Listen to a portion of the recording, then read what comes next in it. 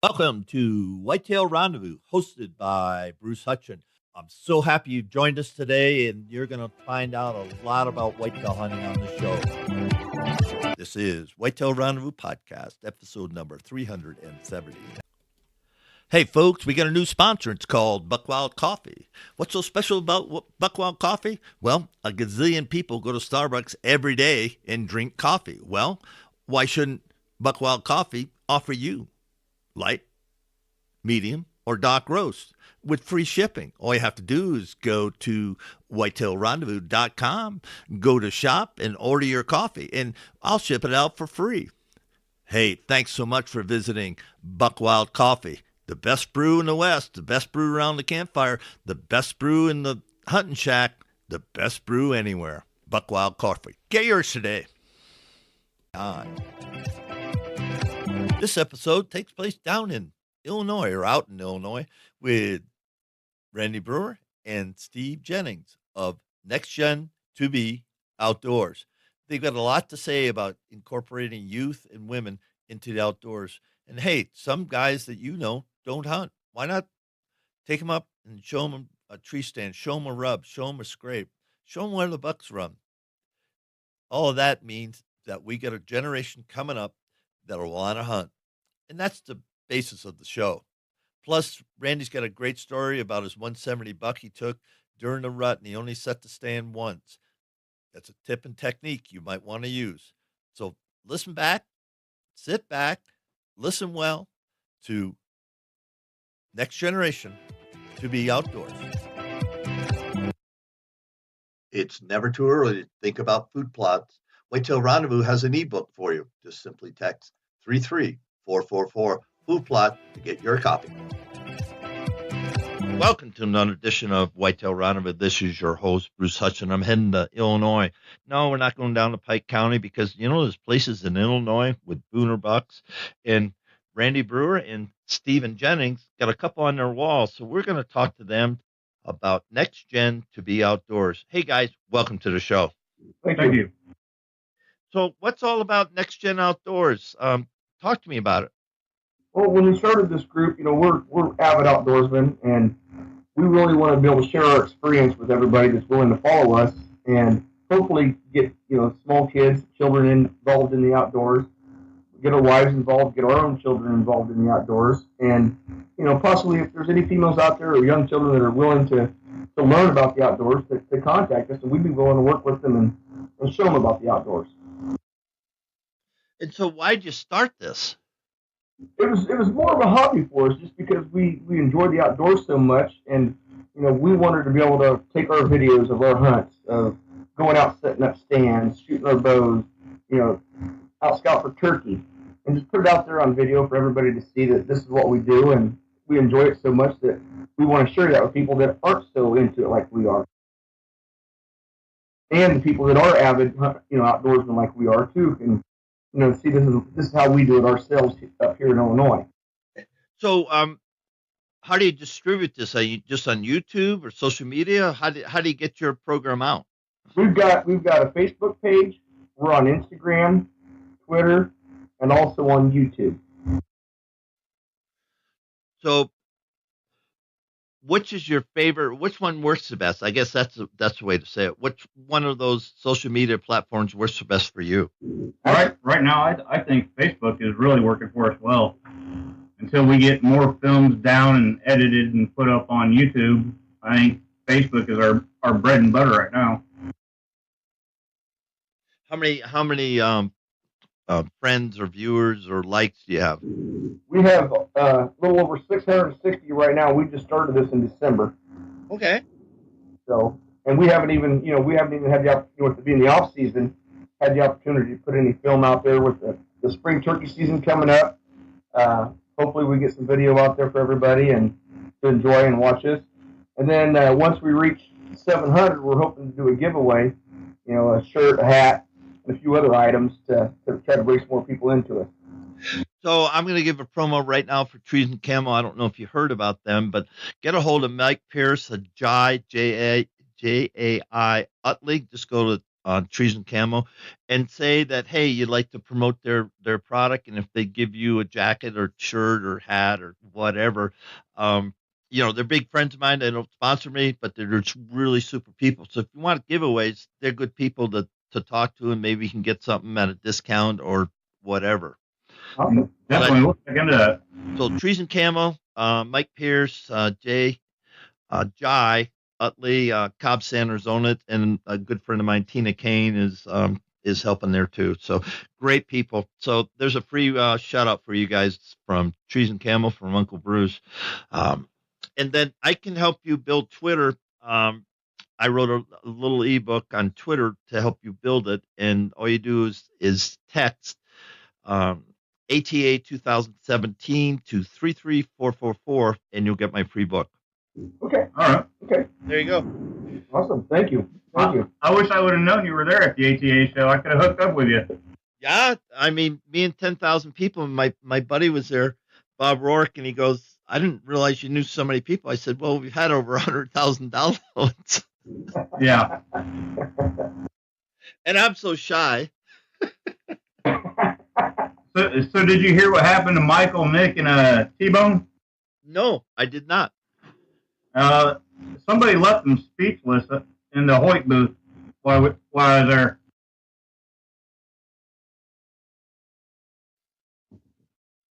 Did I lose you? No, we're you're there. there. You're there. Yeah, what happened in the Hoyt booth? They were signing autographs and everything, and I'm a Purple Heart recipient. I was injured in Afghanistan in 2011, and I went to them because that's the only thing I really watched, because diehard outdoorsmen, you can't take it out of us. And I went and, kept watching them come back here, still bandaged and wrapped up, and bought me a crossbow and headed for the timber. And, they kept that drive, the adventure of the outdoors, so to speak, going in me. And if it wasn't for them having their outdoor show, I don't think I'd be back in the timber yet. I think I'd be still laying on my back. I don't know. Yeah, I get it. No, I wasn't hurt. I served. But anyway, if you're a hunter, you're a hunter. Yeah, we all got bumps in the roads and we get our butts kicked for sure. But there's something about hunting that even if you're in the tree stand, you never shoot anything, man, be there at daylight, be there at nighttime when at dusk and when the sun goes down, man, those are special times. So, hey, salute to you for your service, sir. Yeah, I agree with you on that, Bruce. The being out in the timber is like a sanctuary. It's a place to go clear your mind, just relax, and put the day behind you and move on to the next day. Yeah, and tell me the story about that big buck, the one that would have been on the way I was looking to be on my left side, not the little dink on the right side. That's a joke, folks. That deer would be sitting directly behind me is a deer that I call Chiquita. I hunted that deer for 3 years, and I could always get him to come in within 30 yards. There was a little thicket along a fence row. I was sitting on the corner of the 3 different properties that joined together. And, I know as well as anybody knows that the big bucks like to run them fence rows. But I put that stand there, and I left that stand there until the rut, which would have been around the 7th of November. I would never hunt that stand until that time. And I'd hunted him. I got him to come in. I could never get him to come out of the thickets. Well, one day my daughter had a dentist appointment in Peoria, and I told my buddy at the time that we were going to be out there in the stand at noon. And if I didn't see him by 3 o'clock, I was going to go over on the other property that we were allowed to hunt and see if I could catch him coming through there. Not 5 minutes after 3 o'clock, I heard a big, deep grunt. Saw a doe come running in. There's a 150-inch 10-pointer come in chasing her. About 5 minutes later, I heard a real deep bellow, and I knew it was him. I knew it was Chiquita. The doe come in, stood right underneath me. He come in at 6 yards, broadside, turned, looked at me, and it was over. So it was a good feeling to put that deer on the ground. Now, how big is he? He's a big 11-pointer. Did you ever score him? No, my taxidermist said he's going to be in the lower 170s, upper 160s easily. Yeah, great frame on him though. Just a great frame on that deer. He's a real good deer. And I'll tell you what, Bruce, when I walked up on that deer, he looked like a cow laying there with antlers on him. He was every bit of 300 pounds on hoof. They say, there's 300-pound hoofed deer, 300-pound deer running around in Illinois. I didn't believe it until I walked up on him that day. Yeah, there's big deer in a lot of places in the Corn Belt, if you want to call it that, and then you get up north over the border, and there's some steer deer. I call them steer deer, but the eating's good. Those corn-fed deer, the eating's real good, and when you think of that, hunting isn't just putting stuff on the ground, killing stuff. It's the whole experience, and let's talk about that Yeah. for a little bit. I'm on a roll today. This is my third or fourth show. I have no idea. I do, but let's talk about the hunting experience and what that means to each of you. Right. Okay. Good, Steve. For me, going out and hunting, like you said before, I mean, it gives me that time to look back and see what the creators put out there for us. I mean, if I shoot a deer, yeah, that's a bonus. If I don't, I've seen everything from hawks flying to rabbits running away from squirrels. I mean, it just gives you that time to sit back and clear your head and know, you can get out of the timber and have that how you put it, clarification of what's going on around you then. Now, Steve, where did the hunting tradition come from in your life? That from my uncle. He started teaching me around 7 years old on, and he'd take me out, set me in his stand. I'd sit there quiet, and he'd, teach me and kind of coach me on what to do, when to do it, and what to look for. And over the years, he and I kind of separated and had a couple falling outs, and I joined the military and went and done my thing there and come back. And right now we picked up like the years didn't even matter in between us. We go out hunting and everything else. And he's still my mentor, my guider, everything. I mean, if it wasn't for him, I wouldn't even pick up a bow yet. How about you, Randy? Yeah, well, I started out when I was a young kid hunting with my grandpa and my uncles. We'd go out rabbit hunting, and I was always the dog that had to jump on a brush pile to kick the rabbits out for them. So I learned at a pretty young age, and it just brought in a passion for me to be in the outdoors, to be out there hunting. And I picked up the archery part of it when I got back from the Marine Corps in 2004. A buddy of mine and I started bow hunting. It's our very first time that either one of us bow hunted together. And I'd actually killed my first deer on the fourth day bow hunting. I shot a little button buck, and I was hooked then. And I'm like Stevie. I said, it's not going out there shooting something every time you go out. If you did, it's not hunting. It's not hunting. I just like going out there, breathing in that fresh fall air, being able to see the different things that are running out there. There's things you never see, from the city, that if you don't get out in the woods and sit out there for a little bit. And it's just, and I've got my daughter, where she's interested in going out there with me now. But she's a little scared of heights at the moment, so I gotta figure out a way to get her broke of that. So, but yeah, I just love sitting out there, just breathing in the fresh air. And I do more video of deer walking by me than I do harvesting the deer, just because I enjoy it that much. It's not about going out there killing something every time you go out. It's going out there, seeing everything in nature, just like Steve said, enjoying what God has given us, and the right that we have to be out there in the outdoors, to be able to do what we do.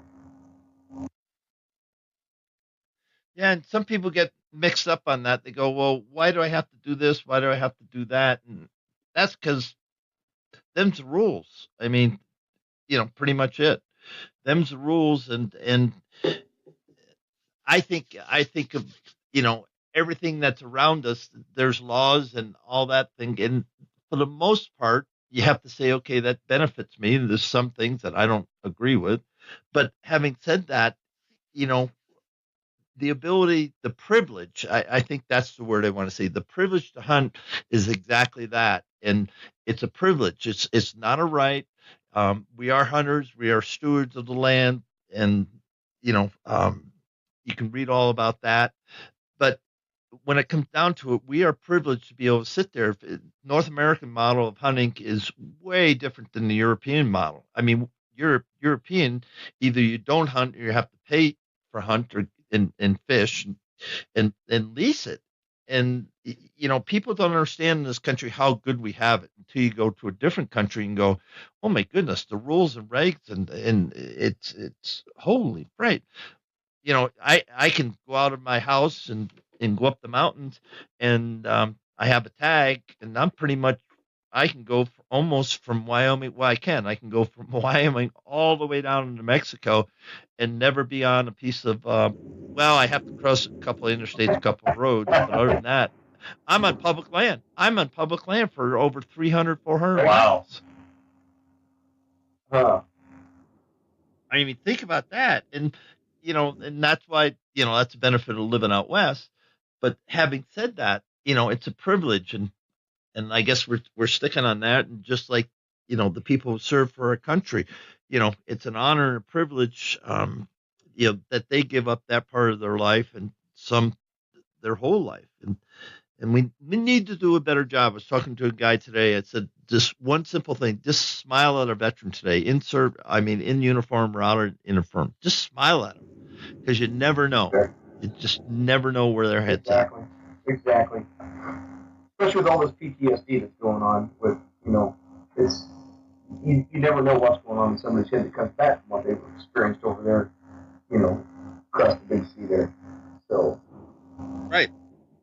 Yeah, and it is a certain thing. I know folks were getting off of hunting here, so let's get back on it. You look at private land, and we're going to go and talk about that. And hunting mature bucks in private land is completely different than public land. How so? Well, the experience that I've had on hunting on public land is there's so much pressure on your big mature whitetails, especially your big bucks. And if they get pressured a lot, they're going to go somewhere else where they're not getting the pressure. And on the private ground, as long as you don't pressure them big bucks are going to be there. My thing is my practice on saving the big bucks on the property is I'll take my doe the first part of October to put meat on the table. And then I won't touch the does anymore until after the rut hits and I get my buck on the wall. I'm a firm believer that there's nothing better than a mature doe out there that's an estrus for a decoy to bring the big bucks in there. Whereas on public ground, you don't have that luxury. You regulated on where you can hunt because you've got other hunters out there that have already got stands out there they've had out there for years, and you can't just move in on them. I mean, it's just not ethical to do that. Whereas on private ground, you're pretty much it's your ground. You can do what you want. Yeah, you got control on where you want to put your stand, where you want to be, how you want to walk to your stand, how you want to walk out of your stand. And if you want to put food plots in, like we picked up Whitetail Food Plots USA, we can decide on where we want to put them food plots. Like public ground, you don't have that opportunity. You're going to hunt whatever the state or whoever puts in there for you, and that's why you're hunting over. Now, you mentioned 5 or 6 different things, and let's unpack it, because walking to your stand is critical to the success you're going to have in that stand, in that sit that day. So let's talk about stalking your stand. Walking. What I do usually when I walk into my stand, I'll spray down with upwind, and then I'll undo my bag. And I usually carry an ozonics scent eliminator with me, and I start running it as I walk in. That way, I'm trying to get 100% covered. That way, there's no scent, no smell that I just walk the same trail the big monster buck's going to walk. Once I get to my stand, I shut my unit off until I get everything back up in my stand, or usually on a climber. I wait until I get settled in, know I'm not going to fall out, get my lifeline connected up, and then pull all my gear up, set up the ozonics, turn it back on, spray down real good with upwind, and set back and wait for them to come in.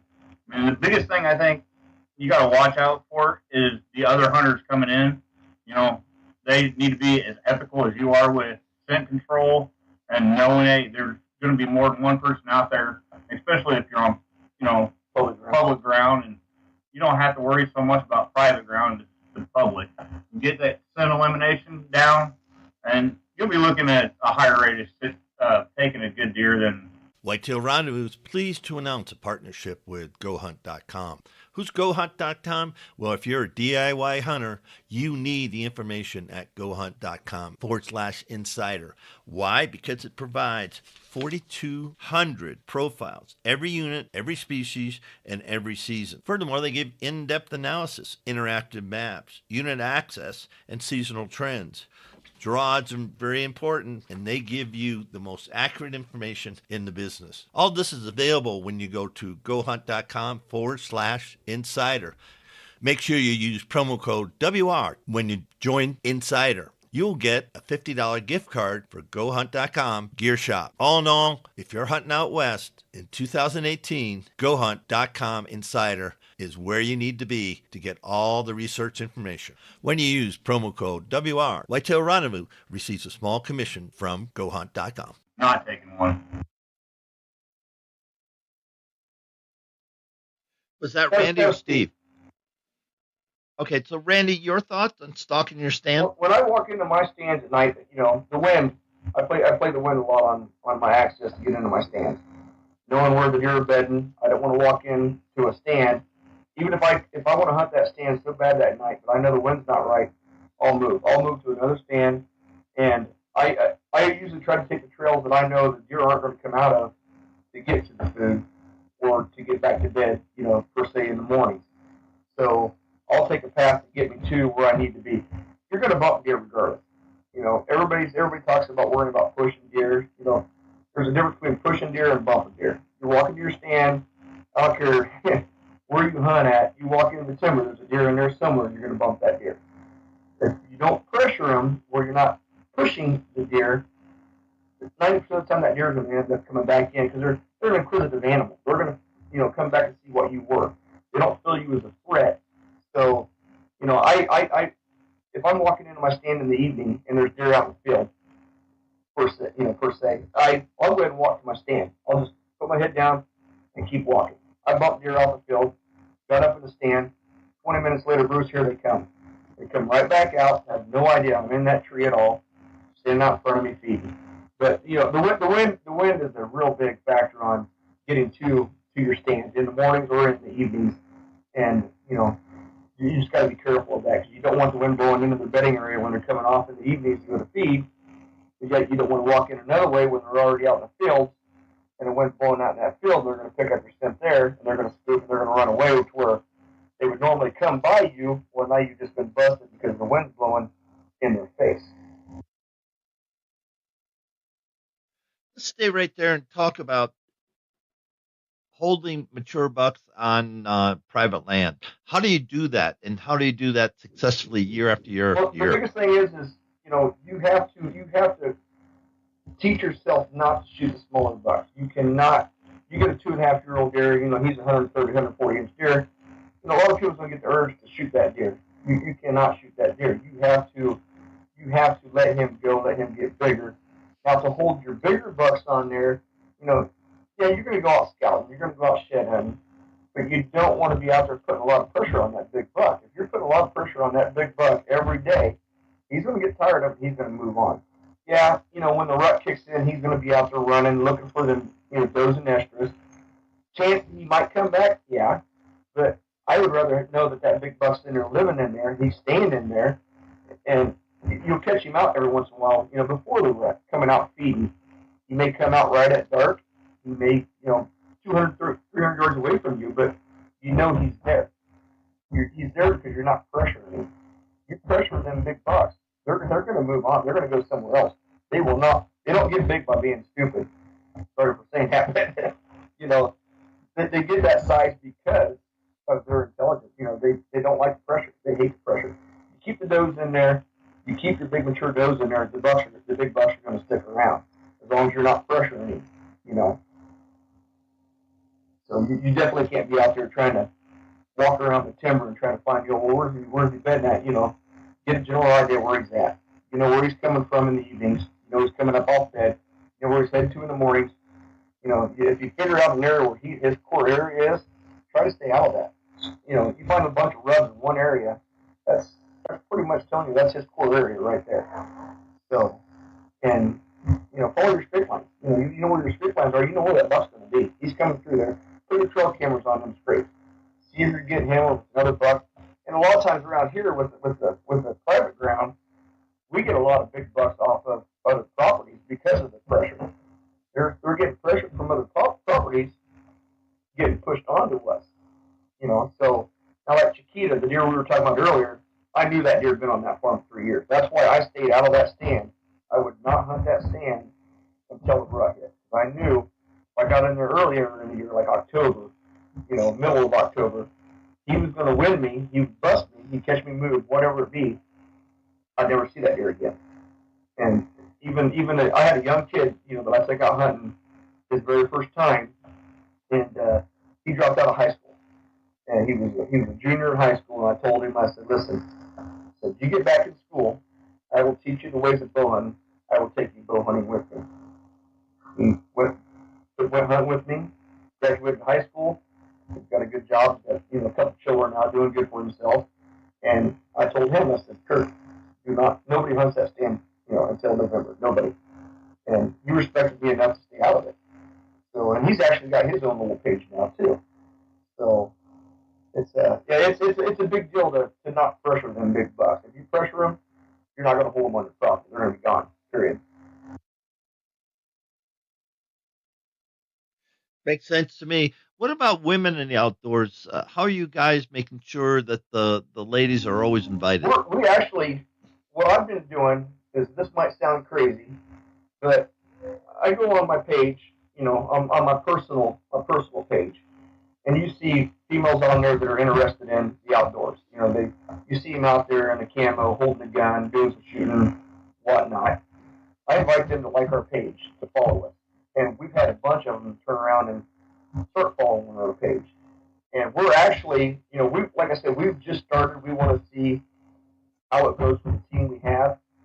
We're going to add a couple women to our team. And we've got a couple women in mind already that are outdoorsmen. It's like taking the daughters out there. The very first time I bought a bow was for my daughter. Just a little, 10-pound bow, just a little junk bow that she just shoots at targets. She loves it. She loves it. Now she wants to go hunt with me every chance she gets. And if we can get more females, involved in it, it's actually coming around pretty good. Where there's a lot of females in the sport right now. I mean, you got Tiffany.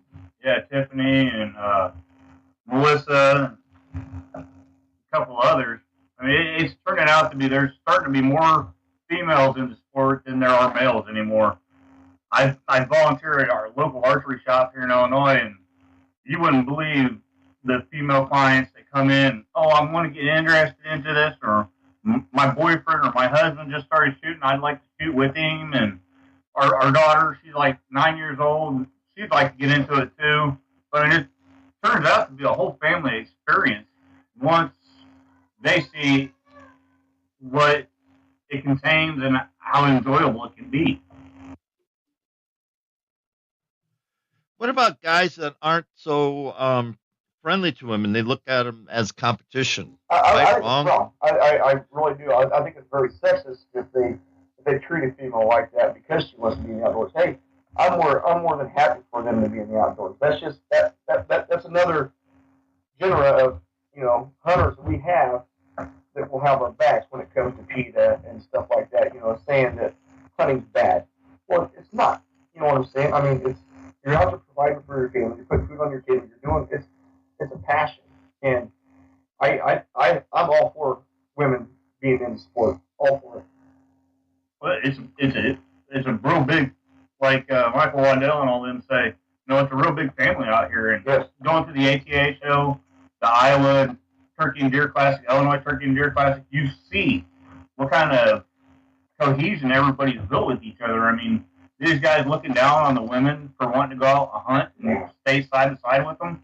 I wouldn't be looking down on them at all. I'd be wanting to raise them up to the same pedestal I'm at. That way, okay, if I shoot a deer, guess what? My buddy's at work, or I'm out here with just my wife. Well, there's another pair of feet that can help drag that deer out. I mean, that's sexist. Wait a minute, that's sexist. That is. That was bad.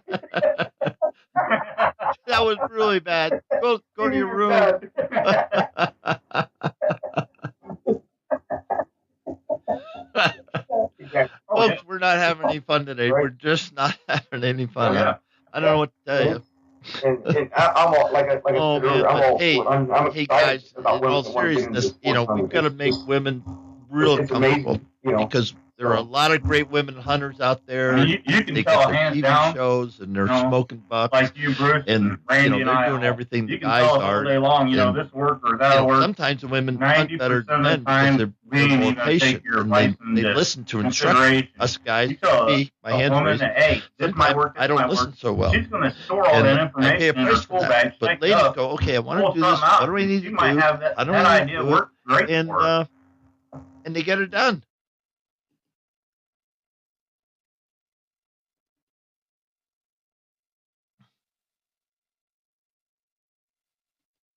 right. Yep.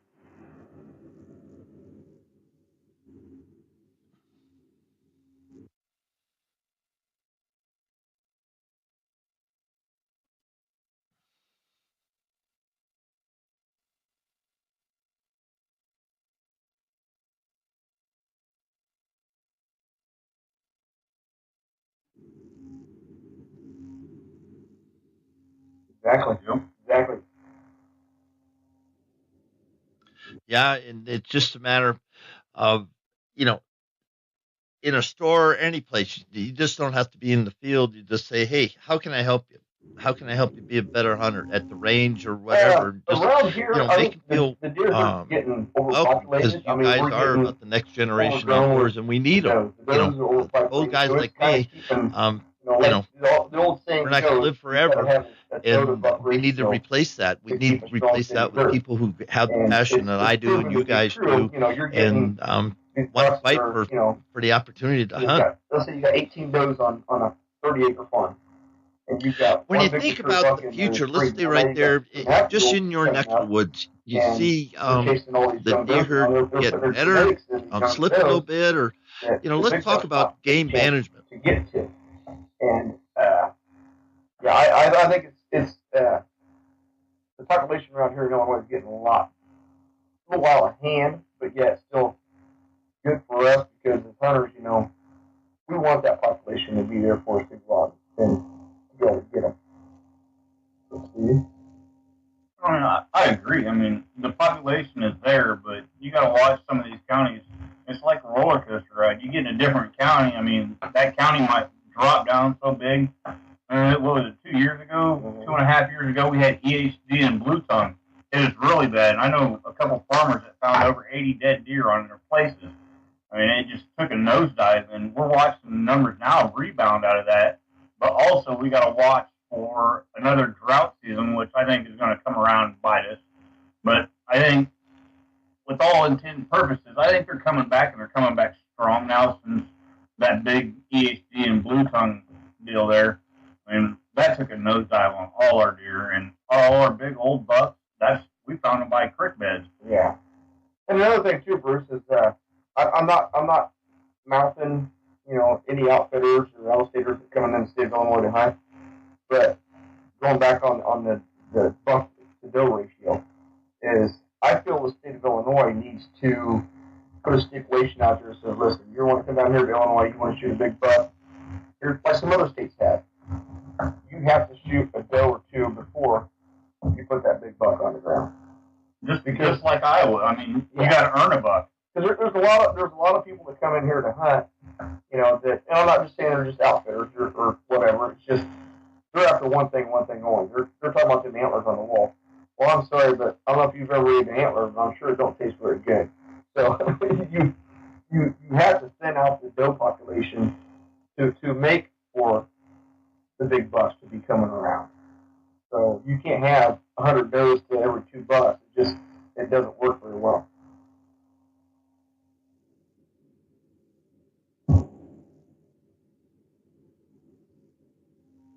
Well, you can reach us on Facebook under Next Gen to Be Outdoors.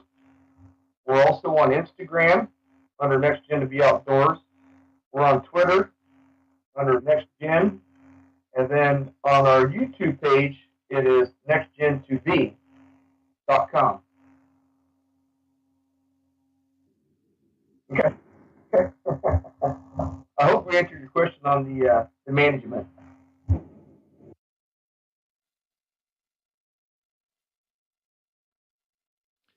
Hey guys, how do people reach out and find you on social media or your website?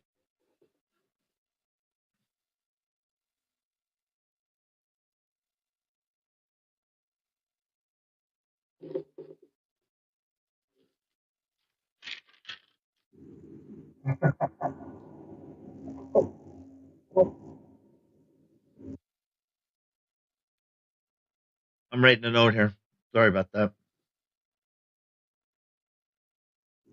Great, great. Yeah, and it is important because to have big deer, mature deer, which a lot of people like to shoot. 4.5 years old takes. You got to let them go for 4 years, and sometimes that's hard. I killed a buck in Iowa. In all intents and purposes, I couldn't kill him, but his brow tines were as big as his G2s and G3s and G4s. I shot him. Boom. And I probably shoot him again. It was just such a pretty deer. You're looking from the side, you go, there's nothing there. You're looking from the front, his whole frame, he just needed 3 more years. Now he's on That's my all I wall. needed. But that was my hunt and my choice. And I And you remember want to what upset Brenda me, Valentine told on me that topic, way back Bruce, when I is, started this whole thing. She give said, Bruce, people on Facebook it's all your the hunt, time it's that your are they're deer, looking at somebody whatever else's deer and trophy think, you "Look, decide somebody it shot is, it's your a trophy. big Forget buck." about anybody And else you get on somebody on social there all media the time saying, saying, why'd you well, shoot the I shot one, but I was deer? embarrassed You to pay your put money a on picture on a there. guided I'm hunter, sorry. outfitted hunter. Any deer you You harvest pay your with money a gun, a bow, and however you take it, and you do what is you a do, trophy in and my eyes. like that, I don't. If I'll anybody's never going to forget make fun that. of I'll you, never they're forget the not an picture of ethical him hunter. coming out to that You should bean listen to field. them The anyways. bean field was I mean, loaded with any those animal you some harvest, smaller bucks, and in my eyes, I went, is "Oh a my trophy. goodness, he's so You know, pretty!" it's Boom. so. I mean, That was whatever it. you shot it for a reason because you thought Now it he's was on my going wall. out there. Yep.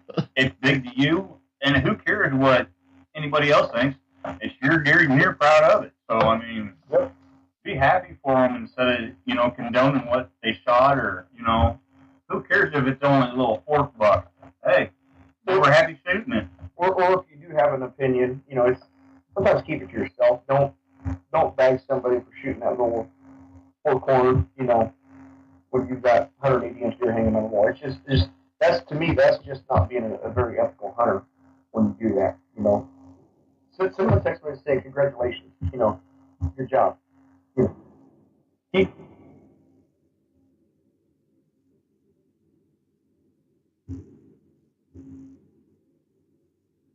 Okay, we've actually got some team members that aren't here with us right now. We've got Taryn Taggart up in Michigan. We've got Kyle Peterson over in Gladstone, and Kyle Leanhart up in Fort Madison, Iowa. As far as we pro staff for Whitetail Food Plots USA. Give a big shout out to them. Happy Herd Nutrition, which I'm a professional, on the professional hunt team for them. Prime One Camo. We've got Mangle Broadheads.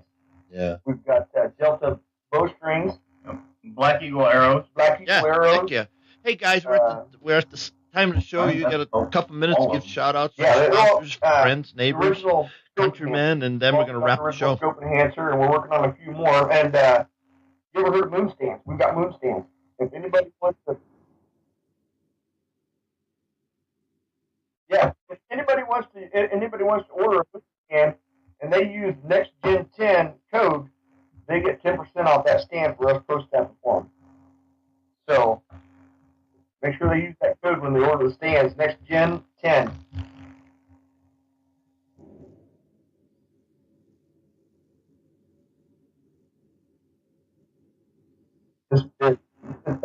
You, Bruce.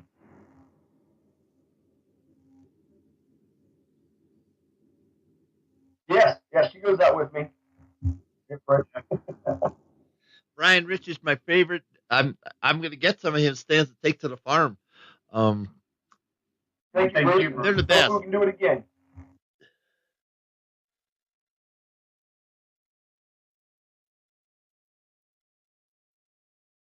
There you go. Well, thanks, guys, and Randy Brewer and Stephen Jennings. Thank you so much. We had a lot of fun. This has been good. This has been a good show. And next time you got to get your daughter to get on the show and say hi. Does she hunt? Well, I'd love to do that sometime. So on behalf thousands of listeners. We went over 125,000 iTunes downloads this past week, and we're in our third year now. So we're going someplace. I'm not sure where, but we're going someplace. But on behalf of thousands of Hey, folks, we got a new sponsor. It's called Buckwild Coffee. What's so special about Buckwild Coffee? Well, a gazillion people go to Starbucks every day and drink coffee. Well, why shouldn't Buckwild Coffee offer you light, medium, or dark roast with free shipping? All you have to do is go to whitetailrendezvous.com, go to shop, and order your coffee, and I'll ship it out for free. Hey, thanks so much for visiting Buckwild Coffee. The best brew in the West, the best brew around the campfire, the best brew in the hunting shack, the best brew anywhere. Buckwild Coffee. Get yours today. listeners across North America, thank you, guys, for being on the show. Hey, stay tuned for the next episode of Whitetail Rendezvous. We're heading down to West Virginia, and we're going to talk to Josh Bias. And Josh does a great job of hunting mature bucks in the rolling hills and the steep mountains of the Appalachians. Having said that, he uses trail cameras, the wind, and mineral sights to pattern big bucks. And he's pretty good at what he does. He's put a few bucks on the wall that are over 140, and he's got some larger ones. But it isn't so much the bone, it's the mature buck and the challenge that he faces. So listen up. It's going to be a good show. Thanks for joining us. Be sure to tune in tomorrow for another episode of Whitetail Rendezvous, where you can listen and learn from the experts so you can be more successful on your next hunt. Until next time, listen, learn, and succeed.